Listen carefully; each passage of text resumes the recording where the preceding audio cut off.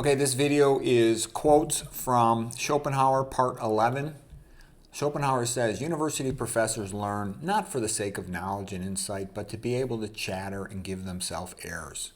University professors restricted in this way are quite happy about the matter, for their real concern is to earn money with credit for an honest livelihood for themselves and for their wives and children, and to enjoy a certain prestige in the eyes of the public. On the other hand, the deeply stirred mind of the real philosopher, whose whole concern is to look for the key to our existence, as mysterious as it is precarious, is regarded by them as something mythological. Indeed, the man so affected appears to them to be obsessed by a monomania. For that such a man could be really in dead earnest about philosophy does not as a rule occur to anyone, least of all to a lecturer about philosophy. It therefore has been one of the rarest events for a genuine philosopher to be at the same time a lecturer in philosophy. Okay, and it's a little bit funny because Schopenhauer was so confident that he was the best philosopher in all of Germany and in all of the world, really. He figured he'd solve the main problem of philosophy, to understand the thing in itself, when he was, about 40 years of age. And he got a job at the university finally, after years, to teach a philosophy course. And he specifically chose to teach it at the same time as the most popular lecturer in philosophy at the university, which was Hegel.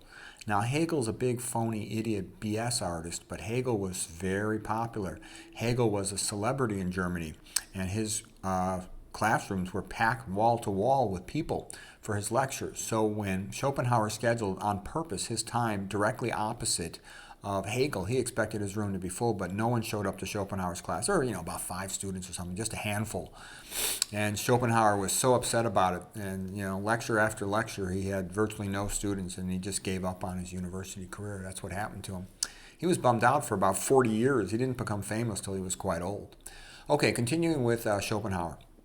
No difference in rank, position, or birth is so great as the gulf that separates the countless millions who use their head only in service of their belly.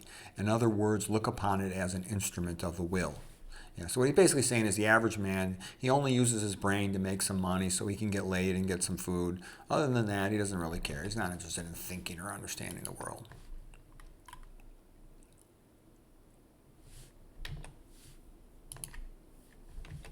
Okay. Continuing with Schopenhauer. Okay, he says, there's only a very few men who say, I want to do something more, that my brain is too good for that, to just serve my belly and my Johnson.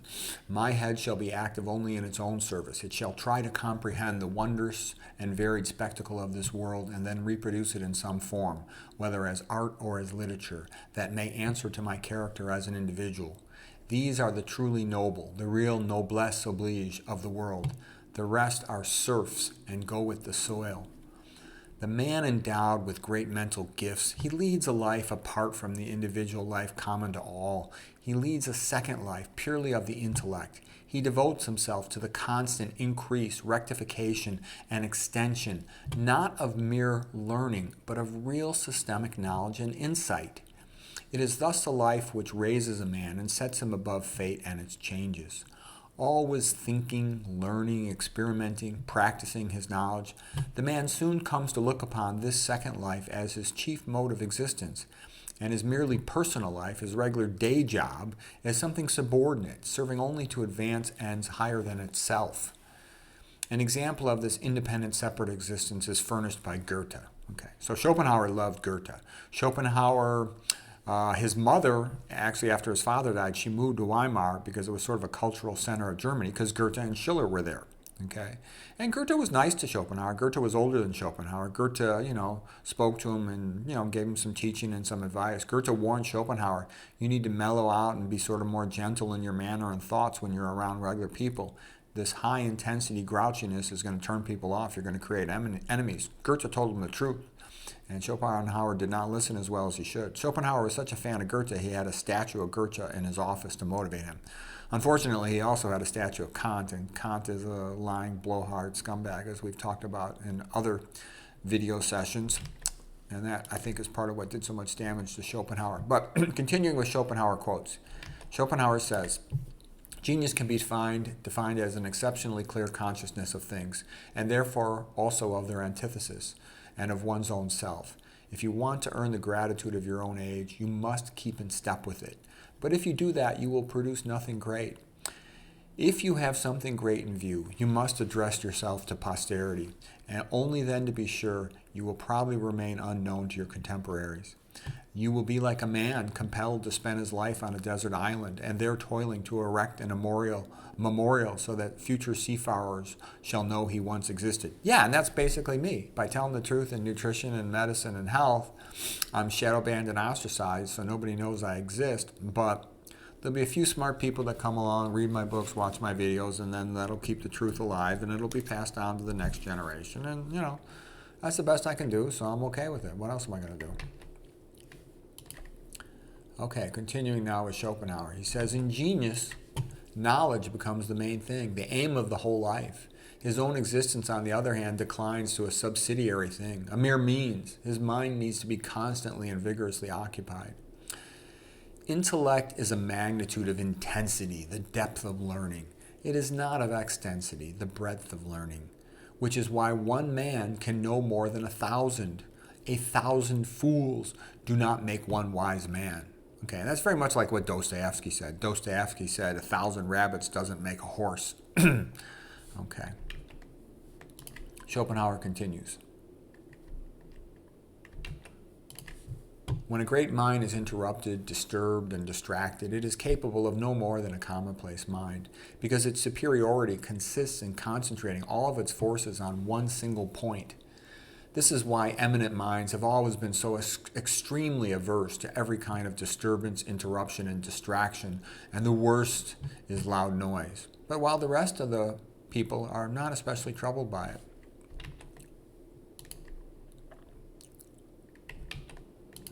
Whereas to an ordinary man, his faculty of knowledge is a lamp that lights his path to food and reproductive opportunities. To the man of genius, it is the sun that reveals the world. The child receives from his father his will and character, from his mother his intellect. Okay. I was thinking about that one time, this idea of, what does a child get from the mother and from the father? And of course you get the chromosomes from both of them, but guess what? Mama's XX chromosome's a little bit longer. They also get the mitochondria from the mother. So I would think after divorce, the mother should be responsible for 60% of the kid's expenses and the father only 40%. Doesn't that sound reasonable?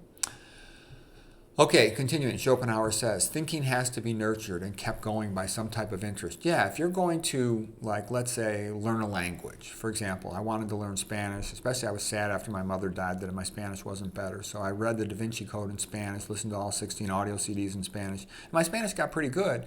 And I made, a website of Spanish and Spanish music, and I did a few other things with it. But I just didn't have anybody to talk to in Spanish, so eventually I kind of let it all go. I mean, it comes back to me very fast when I run into somebody who I can talk Spanish with. I live so far away from my cousins in Puerto Rico. I wish I lived in Puerto Rico. I could live with my cousins, but, I don't have a job in Puerto Rico. Otherwise, I would move there. But anyways, that's a topic for another day. But you got to sustain it, because I also taught myself pretty good level of French and Polish, and even a decent level of Italian, but I didn't have an ongoing reason to sustain it. I would want to read one book in French, and then I would sort of lose the language. I'm sure it'll all come back to me fast, but you got to have some ongoing interest to maintain high-level knowledge in a field. Okay, Schopenhauer continues. A great mind will fully and completely enjoy only another great mind. Schopenhauer. Most people have in their hearts, as their supreme guide of conduct, the resolve to get by with the least possible expenditure of thought, because to them thinking is hard and burdensome. What light is to the outer physical world, intellect is to the inner world of consciousness. Only where intellect exceeds the measure needed for living does knowledge become an end in itself.